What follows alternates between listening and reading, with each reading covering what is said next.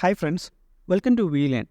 World ജോഗ്രഫിയുടെ 9ാമത്തെ video ആണ് the earth and its movements. നമ്മുടെ ഭൂമിയും ഭൂമിയുടെ ചലനങ്ങളും.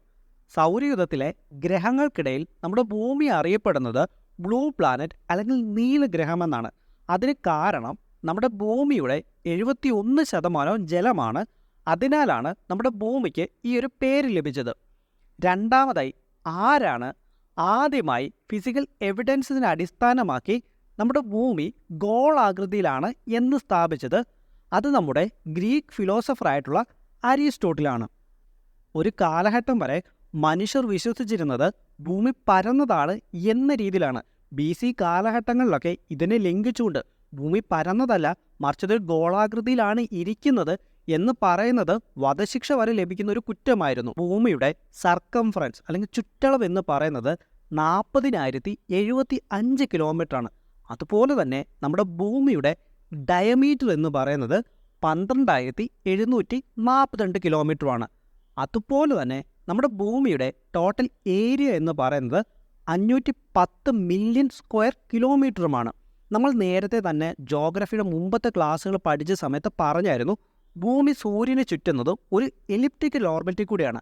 അതുകൊണ്ട് തന്നെ ഭൂമിക്കും സൂര്യനും ഇടയിലുള്ള അകലം അല്ലെങ്കിൽ ദൂരം, ഡിസ്റ്റൻസ് എന്ന് പറയുന്നത് എപ്പോഴും തുല്യമായിരിക്കുകയില്ല.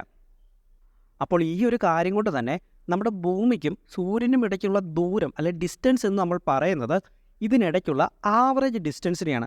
അങ്ങനെ ഭൂമിക്കും സൂര്യനും ഇടയ്ക്കുള്ള ആവറേജ് ഡിസ്റ്റൻസ് എന്ന് പറയുന്നത് 149 മില്യൺ കിലോമീറ്റേഴ്സാണ്.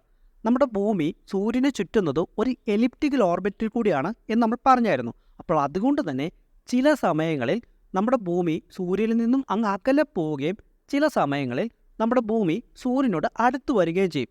അങ്ങനെ സൂര്യനിൽ നിന്നും അങ്ങ് അപ്പുറത്തേക്ക് അല്ലെങ്കിൽ അങ്ങ് അകലയിലേക്ക് പോകുന്നതിനെയാണ് നമ്മൾ അപ്ഹീലിയൻ എന്ന് പറയുന്നത്. അപ്പോൾ ഈ ഒരു കാര്യം ഇങ്ങനെ ഓർത്തുക, അങ്ങ് അകലെ അല്ലെങ്കിൽ അങ്ങ് അപ്പുറത്തേക്ക് പോകുന്നതാണ് അപ്പുറത്തെ ഹീലിയൻ അല്ലെങ്കിൽ അപ്ഹീലിയൻ എന്ന് വിളിക്കുന്നത് എന്ന് ഓർത്ത് വെക്കുക. അപ്പോൾ ഇങ്ങനെ പഠിച്ചു കഴിഞ്ഞാൽ ഈ ഒരു കാര്യം നിങ്ങൾ മറന്നു പോകില്ല.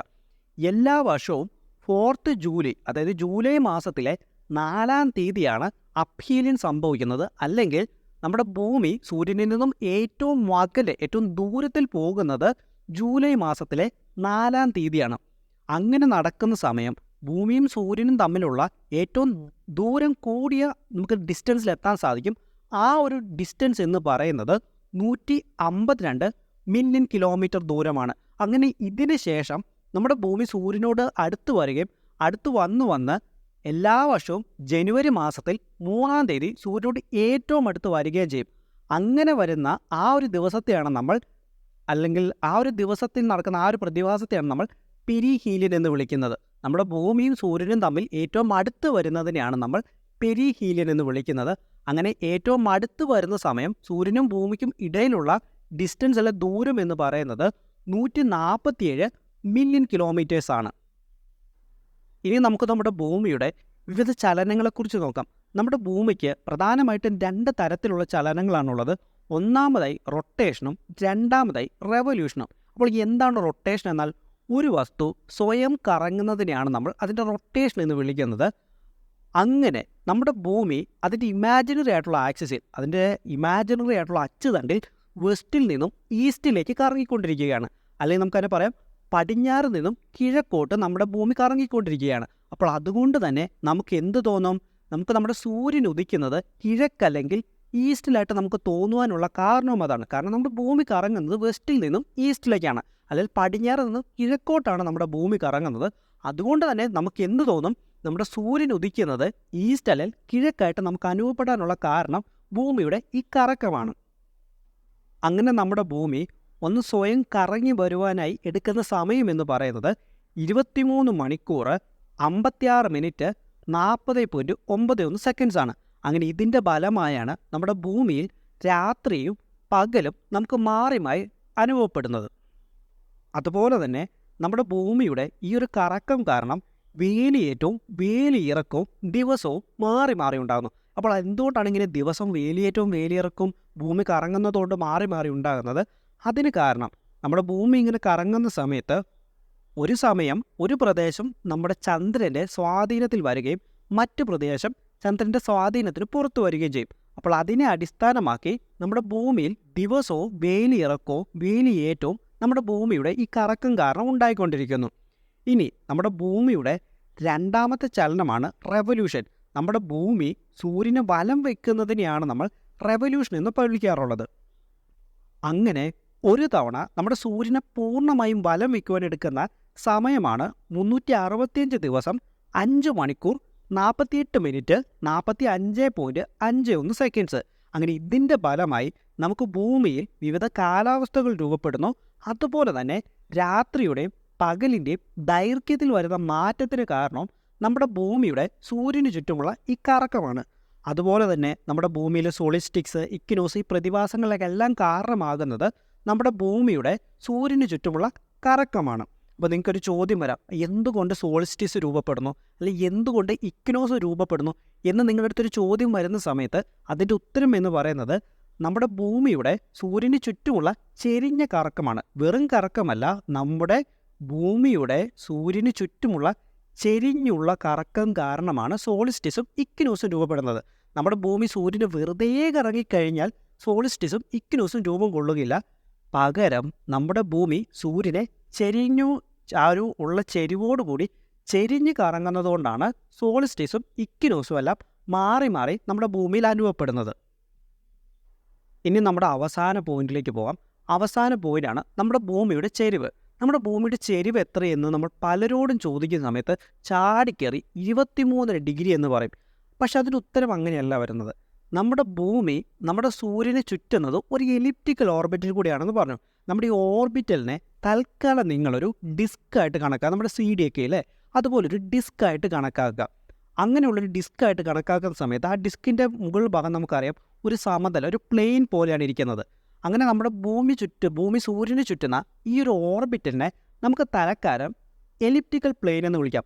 അങ്ങനെ ആ ഒരു എലിപ്റ്റിക്കൽ പ്ലെയിനുമായിട്ട് നമ്മുടെ ഭൂമിക്ക് ഉണ്ടാകുന്ന ചെരിവെന്ന് പറയുന്നത് 66.5 ഡിഗ്രിയാണ്. ഇനി നമ്മുടെ ഭൂമിയുടെ ഈ ഒരു എലിപ്റ്റിക്കൽ ഓർബിറ്റ് ഉണ്ടല്ലോ, ഈ ഓർബിറ്റലിനോട് നമ്മളൊരു പെർപെൻഡിക്കുലർ വരയ്ക്കുവാണ്. നമ്മൾ 90 ഡിഗ്രിയിൽ ഒരു പെർപെൻഡിക്കുലർ നമ്മുടെ ഈ എലിപ്റ്റിക്കൽ ഓർബിറ്റലിനോട് ചേർത്ത് വരയ്ക്കുകയാണ്. അങ്ങനെ വരയ്ക്കുന്ന സമയത്ത് നമ്മുടെ ഈ പെർപെൻഡിക്കുലറുമായിട്ട് നമ്മുടെ ഭൂമിയുടെ അച്ചുതണ്ട് ഉണ്ടാക്കുന്ന ചെരിവാണ് 23.5 ഡിഗ്രി. അപ്പോൾ ഈ ഒരു കാര്യം നിങ്ങൾ ഓർത്ത് വെക്കണം. നമ്മുടെ പെർപെൻഡിക്കുലറുമായിട്ട് എത്രയാണ് ചെരിവെന്ന് ചോദിക്കുന്ന സമയം 23.5 ഡിഗ്രിയും, അതുപോലെ എലിപ്റ്റിക്കൽ പ്ലെയിനുമായിട്ട് എത്രയാണ് ചെരിവെന്ന് ചോദിക്കുന്ന സമയത്ത് 66.5 ഡിഗ്രിയുമാണ്. അപ്പോൾ ഈ രണ്ട് കാര്യവും വ്യക്തമായിട്ട് നിങ്ങൾ പഠിച്ചിരിക്കുക. അപ്പോൾ ഇത്രയുമാണ് സോളിസ്റ്റിക്സും ഇക്വിനോക്സും. നമുക്കറിയാം നമ്മുടെ ഭൂമിയിൽ ചില സമയങ്ങളിൽ പകലിൻ്റെ ദൈർഘ്യം കൂടുതലായിരിക്കും, എന്നാൽ ചില സമയങ്ങളിൽ രാത്രിയുടെ ദൈർഘ്യം കൂടുതലായിരിക്കും.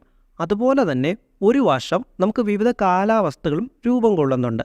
അപ്പോൾ ഇതിനൊക്കെ കാരണമാകുന്ന ഒരു ഫാക്ടർ എന്ന് പറയുന്നത് സൂര്യന് ചുറ്റുമുള്ള നമ്മുടെ ഭൂമിയുടെ കറക്കമാണ്. നമുക്കറിയാം നമ്മുടെ ഭൂമി സൂര്യനൊരു എലിപ്റ്റിക്കൽ ഓർബിറ്റിൽ കൂടിയാണ് ചുറ്റിക്കൊണ്ടിരിക്കുന്നത്. ഈ ഒരു ഓർബിറ്റ് എന്ന് പറയുന്നത് ഒരു പെർഫെക്റ്റ് സർക്കിൾ അല്ല, പകരം അതൊരു ഓവൽ ഷേപ്പിലാണ് ഇരിക്കുന്നത്. അതുകൊണ്ട് തന്നെയാണ് നമ്മളിതിനെ എലിപ്റ്റിക്കൽ ഓർബിറ്റ് എന്നും പറയുന്നത്. അതിൻ്റെ കൂടെ തന്നെ നമ്മൾ ഓർത്തിരിക്കേണ്ട മറ്റൊരു കാര്യമാണ്, നമ്മുടെ സൂര്യൻ സ്ഥിതി ചെയ്യുന്നത് ഈ എലിപ്റ്റിക്കൽ ഓർബിറ്റിൻ്റെ കേന്ദ്രഭാഗത്തിലല്ല, പകരം അതിൻ്റെ കേന്ദ്രത്തിൽ നിന്നും ചെറുതായിട്ടൊന്ന് മാറിയാണ് നമ്മുടെ സൂര്യൻ സ്ഥിതി ചെയ്യുന്നത്. അതുകൊണ്ട് തന്നെ ഒരു പോയിന്റിൽ ഭൂമി സൂര്യനോട് ഏറ്റവും അടുത്ത് വരികയും ഏകദേശം 147 മില്യൺ കിലോമീറ്റർ ദൂരത്തിൽ, അതേസമയം ഇതിന് നേരെ എതിർവശമുള്ള മറ്റൊരു പോയിന്റിൽ സൂര്യൻ ഭൂമിയിൽ നിന്നും ഏറ്റവും ദൂരത്തിൽ ഏകദേശം 152 മില്യൺ കിലോമീറ്റർ അകലത്തിൽ വരികയും ചെയ്യുന്നു. അങ്ങനെ സൂര്യനും ഭൂമിയും ഏറ്റവും അടുത്ത് വരുന്ന ആ പോയിന്റിനെ നമ്മൾ വിളിക്കുന്നതാണ് പെരിഹീലിയൻ എന്നും, അതേസമയം സൂര്യനും ഭൂമിയും ഏറ്റവും അകലെ വരുന്ന ആ പോയിന്റിനെ നമ്മൾ വിളിക്കുന്നതാണ് അപ്ഹീലിയൻ എന്നും. അങ്ങനെ നമ്മുടെ ഭൂമിയുടെ സൂര്യന് ചുറ്റുമുള്ള ഈ ചലനത്തെ നമ്മൾ പറയുന്നതാണ് റെവല്യൂഷൻ ഓഫ് ദി എർത്ത് എന്നും. ഇപ്പം നമ്മളൊന്ന് ചിന്തിച്ച് നോക്കൂ, നമ്മുടെ സൂര്യന് ചുറ്റിക്കൊണ്ടിരിക്കുന്ന ഭൂമി സ്റ്റേഷനറി ആയിട്ടാണ് നിൽക്കുന്നത്. അതായത് നമ്മുടെ ഭൂമിയുടെ ഒരു സൈഡ് മാത്രമേ സൂര്യനെ ഫേസ് ചെയ്യുന്നുള്ളൂ. അങ്ങനെയാണെങ്കിൽ 365 ദിവസവും ആ ഒരു സൈഡിൽ പകലും അതിന് നേരെ എതിർവശം വരുന്ന ഭാഗങ്ങളിൽ രാത്രിയും അനുഭവപ്പെടും. എന്നാൽ നമുക്കറിയാം നമ്മുടെ ഭൂമിയിൽ അങ്ങനെയല്ല, നമുക്ക് രാവും പകലും കൃത്യമായിട്ട് മാറി മാറി അനുഭവപ്പെടുന്നുണ്ട്.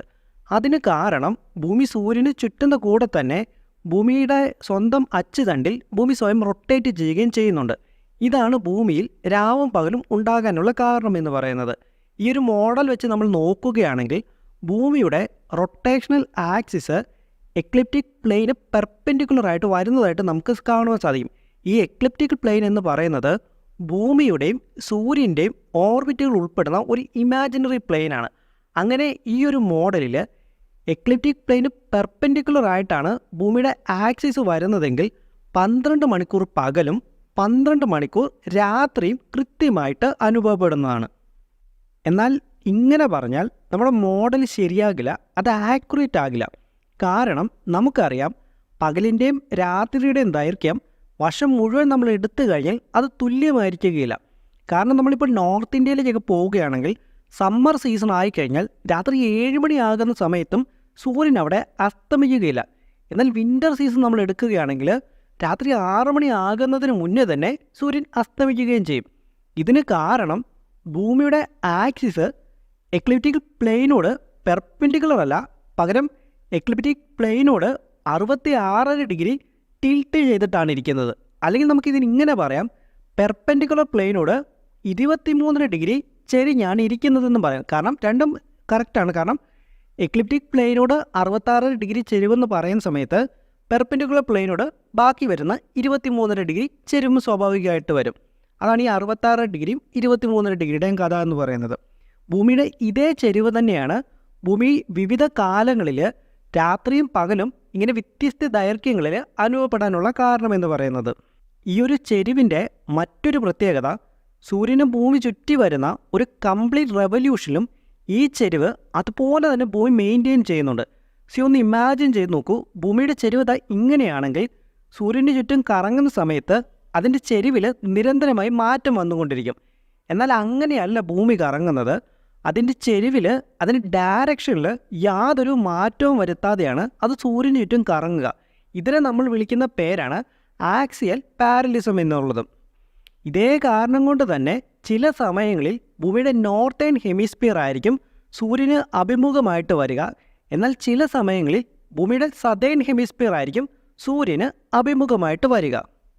ഇപ്പോൾ നോർത്തേൺ ഹെമിസ്ഫിയർ സൂര്യന് അഭിമുഖമായിട്ട് വരുന്ന സമയം നോർത്തേൺ ഹെമിസ്ഫിയറിൽ സൂര്യപ്രകാശം കൂടുതൽ ലഭിക്കുകയും അവിടെ പകലിൻ്റെ ദൈർഘ്യം കൂടുതലായിട്ട് അനുഭവപ്പെടുകയും രാത്രിയുടെ ദൈർഘ്യം സ്വാഭാവികമായിട്ട് അവിടെ കുറയുകയും അവിടെ സമ്മർ സീസൺ ആരംഭിക്കുകയും ചെയ്യും. അതേസമയം നോർത്തേൺ ഹെമിസ്ഫിയറിൽ ഇങ്ങനെ നടക്കുമ്പോൾ നമ്മൾ സതേൺ ഹെമിസ്ഫിയറിലേക്ക് നോക്കിയാൽ ഇതിന് നേരെ വിപരീതമായിട്ടുള്ള കാലാവസ്ഥ രൂപം കൊള്ളും. അതായത് നോർത്തേൺ ഹെമിസ്ഫിയറിൽ സമ്മർ വരുമ്പോൾ സതേൺ ഹെമിസ്ഫിയറിൽ വിൻ്റർ അനുഭവപ്പെടും. കാരണം നോർത്തേൺ ഹെമിസ്ഫിയറിലായിരിക്കും സൂര്യൻ അഭിമുഖമായിട്ട് വരിക, സതേൺ ഹെമിസ്ഫിയറിൽ സൂര്യപ്രകാശം ചെരിഞ്ഞായിരിക്കും പതിക്കുക. അതുകൊണ്ട് തന്നെ സൂര്യപ്രകാശത്തിൻ്റെ അളവ് കുറയുകയും വിൻ്റർ സീസൺ അവിടെ ആരംഭിക്കുകയും ചെയ്യും. പകലിൻ്റെ ദൈർഘ്യം കുറയുകയും രാത്രിയുടെ ദൈർഘ്യം കൂടുകയും ചെയ്യും. നമ്മൾ സോളിസ്റ്റിക്സും ഇക്നോസിലേക്കും പോകുന്നതിന് മുമ്പ് അറിഞ്ഞിരിക്കേണ്ട മറ്റൊരു കാര്യം കൂടിയുണ്ട്. നമുക്കറിയാം ഭൂമിയിൽ പ്രകാശത്തിൻ്റെ ഉറവിടം എന്ന് പറയുന്നത് സൂര്യനാണ്. അതിനെ നമ്മളൊരു പോയിൻറ്റ് സോഴ്സ് ഓഫ് ലൈറ്റ് ആയിട്ട് എടുക്കുകയാണെങ്കിൽ എപ്പോഴും സൂര്യപ്രകാശം ഭൂമിയുടെ ഏതെങ്കിലും ഒരു ഭാഗത്തായിരിക്കും ഡയറക്റ്റായിട്ട് പതിക്കുകയുണ്ടായിരിക്കുക. അങ്ങനെ സൂര്യപ്രകാശം ഈ ഡയറക്റ്റായിട്ട് പതിക്കുന്ന ആ ഒരു പോയിൻ്റേ കാണുകയുള്ളൂ. അതിനെ നമ്മൾ വിളിക്കുന്ന പേരാണ് സബ് സോളാർ പോയിൻ്റ് എന്നുള്ളത്. ഈ സബ് സോളാർ പോയിന്റിൽ സൂര്യപ്രകാശം ഡയറക്റ്റ് പതിക്കുകയും ബാക്കിയുള്ള ഭാഗങ്ങളിൽ സൂര്യപ്രകാശം ചെരിഞ്ഞ് പതിക്കുകയും ചെയ്യുന്നു. ഭൂമിയുടെ ചെരിവ് അനുസരിച്ചുകൊണ്ട് സ്വാഭാവികമായിട്ടും ഇങ്ങനെ സൂര്യപ്രകാശം ഡയറക്റ്റായിട്ട് പതിക്കുന്ന ഈ ഒരു സബ് സോളാർ പോയിന്റ് സ്ഥിരം മാറിക്കൊണ്ടാണ് ഇരിക്കുന്നത്. ഇനി നമുക്ക് സോളിസ്റ്റിസിനെ കുറിച്ച് നോക്കാം. നമ്മുടെ നോർത്തേൺ ഹെമിസ്ഫിയർ സൂര്യന് അഭിമുഖമായിട്ട് ഇരിക്കുന്ന സമയത്ത് നമ്മൾ പറഞ്ഞ സബ് സോളാർ പോയിന്റും നോർത്തേൺ ഹെമിസ്ഫിയറിലായിരിക്കും ഉണ്ടായിരിക്കുക. അവിടെ പകലിൻ്റെ ദൈർഘ്യം കൂടുകയും രാത്രിയുടെ ദൈർഘ്യം കുറയുകയും ചെയ്യും. ആയതിനാൽ തന്നെ അവിടെ സമ്മർ സീസൺ ആയിരിക്കും അനുഭവപ്പെടുന്നത്. അങ്ങനെ ഡേറ്റ് പ്രോഗ്രസ് ചെയ്യുന്നതിനനുസരിച്ച് March, April, May sub solar point north west ഡയറക്ഷനിലേക്ക് പതിയെ പതിയെ നീങ്ങുകയും ചെയ്യും. അങ്ങനെ ഇത് നീങ്ങി ജൂൺ 21 ആകുന്ന സമയം അത് നോർത്ത് വെസ്റ്റിലേക്ക് നീങ്ങാവുന്നതിൻ്റെ മാക്സിമം ആയിട്ടുള്ള 23 ഡിഗ്രി നോർത്തിലെത്തുകയും ചെയ്യുന്നു. ഭൂമിയുടെ ടിൽട്ടും റെവല്യൂഷനും ആക്സിയൽ പാരലിസവും കാരണം സബ് സോളാർ പോയിന്റിന് ഇതിന് മുകളിലേക്ക് സഞ്ചരിക്കുവാനായിട്ട് സാധിക്കുകയില്ല. അങ്ങനെ സബ്സോളാർ പോയിൻ്റ് നോർത്ത് വേർഡിലേക്ക് എത്താൻ സാധിക്കുന്ന ഏറ്റവും ഹയസ്റ്റ് പോയിൻ്റ് ആയിട്ടുള്ള 23 ഡിഗ്രിയിൽ എത്തുകയും നമ്മൾ ഇക്വേറ്ററിനോട് ഈ പോയിന്റിൻ്റെ ഒരു പാരലൽ വരയ്ക്കുകയും ചെയ്തു. അതിനെ നമ്മൾ വിളിക്കുന്ന പേരാണ് ട്രോപ്പിക് ഓഫ് ക്യാൻസർ എന്ന്. സോ ട്രോപ്പിക് ഓഫ് ക്യാൻസർ എന്ന് പറഞ്ഞു കഴിഞ്ഞാൽ നോർത്ത് വേർഡ് ഡയറക്ഷനിൽ നമ്മുടെ സബ്സോളാർ പോയിന്റിന് എത്താൻ പറ്റുന്ന ഏറ്റവും ഹയസ്റ്റ് പീക്കിനെയാണ് നമ്മൾ ട്രോപ്പിക് ഓഫ് ക്യാൻസർ എന്ന് വിളിക്കുന്നത് നമുക്ക് പറയാം. അങ്ങനെ അതിനുശേഷം ഈ സബ്സോളാർ പോയിന്റ് ഒരു യൂ ടേൺ എടുക്കുകയും സൗത്തിലേക്ക് നീങ്ങാൻ തുടങ്ങുകയും ചെയ്യും. എന്നാൽ സൗത്തിലേക്ക് ഈ യൂ ടേൺ എടുക്കുന്നതിന് മുമ്പ് ജൂലൈ മാസത്തിൽ 21-ാം തീയതി സൂര്യൻ യാതൊരു മൂവ്മെൻറ്റും ഇല്ലാതെ സ്റ്റാൻഡ് സ്റ്റില്ലായിട്ട് അവിടെ നിൽക്കുകയും ചെയ്യും. ഈ ദിവസത്തെയാണ് നമ്മൾ സോളിസ്റ്റിസ് എന്ന് വിളിക്കുന്നത്. സോളിസ്റ്റിസ് എന്ന് പറഞ്ഞാൽ അർത്ഥമാക്കുന്നത് സൺ സ്റ്റാൻഡിങ് സ്റ്റിൽ എന്നാണ്. ഇത് സംഭവിക്കുന്നത് നോർത്തേൺ ഹെമിസ്ഫിയറിൽ സമ്മറിൻ്റെ പീക്കിലായതുകൊണ്ട് നമ്മൾ ഇതിനെ വിളിക്കുന്ന പേരാണ് സമ്മർ സോളിസ്റ്റിസ്, അല്ലെങ്കിൽ സമ്മറിൽ സൂര്യൻ അനങ്ങാതെ നിൽക്കുന്ന ദിവസം. അതാണ് സമ്മർ സോളിസ്റ്റിസ്. അതാണ് ജൂൺ മാസത്തിലെ 21-ാം തീയതി. അങ്ങനെ നോർത്തേൺ ഹെമിസ്ഫിയറിൽ ഇത് സംഭവിക്കുന്ന സമയം ആർട്ടിക് സർക്കിളിനുള്ളിൽ വരുന്ന പ്രദേശങ്ങളിലെല്ലാം 24 മണിക്കൂറും പകലായിരിക്കും അനുഭവപ്പെടുക. ആർട്ടിക് സർക്കിളിനുള്ളിൽ സമ്മർ സീസണിൽ വരുന്ന ഈ പ്രദേശങ്ങളിൽ പോപ്പുലർലി അറിയപ്പെടുന്നതാണ് land of the midnight sun എന്ന പേരിൽ. അങ്ങനെ ഇതിന് ശേഷമുള്ള 3 മാസങ്ങളിൽ നമ്മൾ പറയുന്ന സബ്സോളാർ പോയിന്റ് പതിയെ സൗത്തിലേക്ക് നീങ്ങുകയും നോർത്തേൺ ഹെമിസ്ഫിയറിൽ പകലിൻ്റെ ദൈർഘ്യം പതിയെ കുറയുകയും ചെയ്യുന്നു. അങ്ങനെ 23 സെപ്റ്റംബർ ആകുന്ന സമയം സബ്സോളാർ പോയിന്റ് ഇക്വേറ്ററിൽ എത്തിച്ചേരുകയും നമുക്ക് ഭൂമിയുടെ ചുറ്റും രാവും പകലും ഉണ്ടാകുന്ന ഭാഗങ്ങളെ തമ്മിൽ വേർതിരിക്കുന്ന ഒരു ഇമാജിനറി ലൈനുണ്ട്. അതറിയപ്പെടുന്ന പേരാണ് സർക്കിൾ ഓഫ് ഇലൂമിനേഷൻ. ഈ സർക്കിൾ ഓഫ് ഇലൂമിനേഷൻ നോർത്ത് പോളിൽ കൂടെയും സൗത്ത് പോളിൽ കൂടെയും ഇതേ ദിവസം കടന്നു പോവുകയും ചെയ്യും. ഇതേ ദിവസം ഭൂമിയിൽ എല്ലായിടത്തും രാത്രിയും പകലും തുല്യമായിട്ട് ലഭിക്കുകയും ചെയ്യും. ഹെൻസ് നമ്മൾ ഈ ദിവസത്തെ വിളിക്കുന്ന പേരാണ് ഇക്വിനോസ് എന്ന്. അതിൻ്റെ അർത്ഥം ഈക്വൽ നൈറ്റ്സ് എന്നാണ്, അതായത് തുല്യമായിട്ട് രാത്രിയുള്ള ദിവസം. സമ്മർ സീസണിന് ശേഷവും വിൻ്ററിന് മുൻപും ഉണ്ടാകുന്ന സീസൺ നമ്മൾ അറിയപ്പെടുന്ന പേരാണ് ഓട്ടം. അതുകൊണ്ട് തന്നെ സെപ്റ്റംബർ 23-ന് നടക്കുന്ന ഈ ഫിനോമിന അറിയപ്പെടുന്നത് ഓട്ടംനൽ ഇക്വിനോസ് എന്നാണ്. ഈ ദിവസങ്ങളിലെല്ലാം തന്നെ സൂര്യൻ നോർത്തേൺ ഹെമിസ്ഫിയറിൽ ഹൊറൈസണിന് മുകളിലായിരിക്കും വിസിബിളായിട്ടുണ്ടായിരിക്കുക. ഇതിന് ശേഷമുള്ള 6 മാസക്കാലം സൂര്യൻ ഹൊറൈസണിന് താഴെ വരികയും നോർത്തേൺ ഹെമിസ്ഫിയറിൽ ആർട്ടിക് സർക്കിളിൽ സൂര്യപ്രകാശം ഗണ്യമായിട്ട് കുറയുകയും രാത്രിയുടെ ദൈർഘ്യം കൂടുകയും ചെയ്യും. പകലിൻ്റെ ദൈർഘ്യം നോർത്തേൺ ഹെമിസ്ഫിയറിലും ആർട്ടിക് സർക്കിളിലും കുറയുകയും ചെയ്യും. അങ്ങനെ നമ്മുടെ സബ്സോളാർ പോയിന്റ് സൗത്തിലേക്ക് മൂവ് ചെയ്ത് 23 ഡിഗ്രി സൗത്ത് എത്തിയതിന് ശേഷം പിന്നീട് നമ്മൾ നോർത്തിൽ പറഞ്ഞ അതേ റീസൺസ് കാരണം പിന്നീട് അതിന് മൂവ് ചെയ്യാൻ പറ്റാതെ വരികയും ചെയ്യുന്നു. അങ്ങനെയുള്ള ആ 23 ഡിഗ്രി സൗത്ത് അറിയപ്പെടുന്ന പേരാണ് ട്രോപ്പിക് ഓഫ് കാപ്രിക്കോൺ. അങ്ങനെ അവിടെ എത്തിച്ചേരുന്ന സൂര്യൻ ഡിസംബർ 22-ന് നോർത്തേൺ ഹെമിസ്ഫിയറിൽ നേരത്തെ നമ്മൾ പറഞ്ഞ പോലെ സ്റ്റാൻഡ് സ്റ്റില്ലായിട്ട് ഡിസംബർ 22-ന് സതേൺ ഹെമിസ്ഫിയറിലും സ്റ്റാൻഡ് സ്റ്റില്ലായിട്ട് നിൽക്കുന്നു. ഈ ദിവസം അറിയപ്പെടുന്ന പേരാണ് വിൻ്റർ സോളിസ്റ്റിസ്. അപ്പോൾ ഡിസംബർ 22 എന്ത്? Winter solstice. ഇതേ സമയം അന്റാർട്ടിക് സർക്കിളിനുള്ളിൽ വരുന്ന പ്രദേശങ്ങളിൽ 24 മണിക്കൂറും സൂര്യപ്രകാശം ലഭിക്കുകയും എന്നാൽ ആർട്ടിക് സർക്കിളിനുള്ളിൽ വരുന്ന പ്രദേശങ്ങളിൽ 24 മണിക്കൂറും രാത്രി അനുഭവപ്പെടുകയും ചെയ്യും.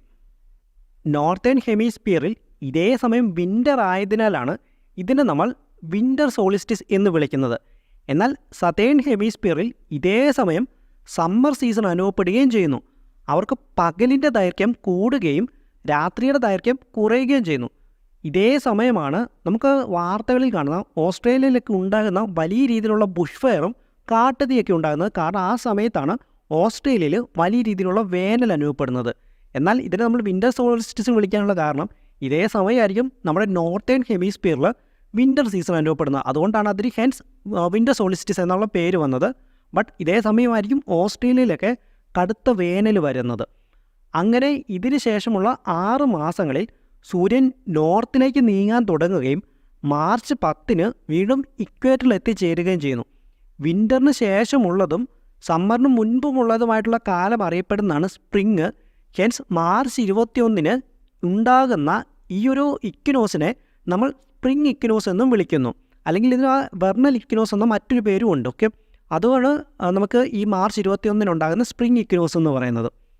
അപ്പോൾ ഇത്രയാണ് നമുക്ക് ഇക്വിനോക്സിനെ കുറിച്ചും സോളിസ്റ്റിസിനെ കുറിച്ചും അറിയാനുള്ളത്. എനിക്ക് തോന്നുന്നു നിങ്ങൾക്ക് കൺസെപ്റ്റ് ക്ലിയർ ആയെന്ന് എനിക്ക് തോന്നുന്നു. ആർക്കെങ്കിലും എന്തെങ്കിലും ഡൗട്ട്സ് ഉണ്ടെങ്കിൽ ഡെഫിനറ്റ്ലി നിങ്ങൾ ചോദിക്കുക കേട്ടോ. എന്തെങ്കിലും നിങ്ങൾക്ക് ഇതിനകത്ത് ഡൗട്ട്സോ എന്തെങ്കിലും ക്ലാരിഫിക്കേഷനോ ഉണ്ടെങ്കിൽ അല്ലെങ്കിൽ എന്തെങ്കിലും വേണമെങ്കിൽ നിങ്ങൾ ചോദിക്കുക കേട്ടോ. അപ്പോൾ ഇത്രയാണ് നമുക്ക് സോളിസ്റ്റിസിനെ കുറിച്ചും ഇക്വിനോക്സിനെ കുറിച്ചും അറിയുവാൻ വേണ്ടിയുള്ളത്. അതുപോലെ തന്നെ നമ്മുടെ ഇതൊരു വളരെ ചെറിയൊരു ചാനലാണ്. നിങ്ങളുടെയൊക്കെ ഹെൽപ്പ് ഉണ്ടെങ്കിൽ സപ്പോർട്ട് ഉണ്ടെങ്കിൽ മാത്രമേ നമുക്കിത് മുന്നോട്ട് പോകാനായിട്ട് സാധിക്കുകയുള്ളൂ. അപ്പോൾ എല്ലാവരും ലൈക്ക് ചെയ്യണം, കമൻറ്റ് ചെയ്യണം, സബ്സ്ക്രൈബ് ചെയ്യണം. അതുപോലെ എന്തെങ്കിലുമൊക്കെ പോരായ്മകളുണ്ട് ഡെഫിനറ്റ്ലി അതും പറയണം.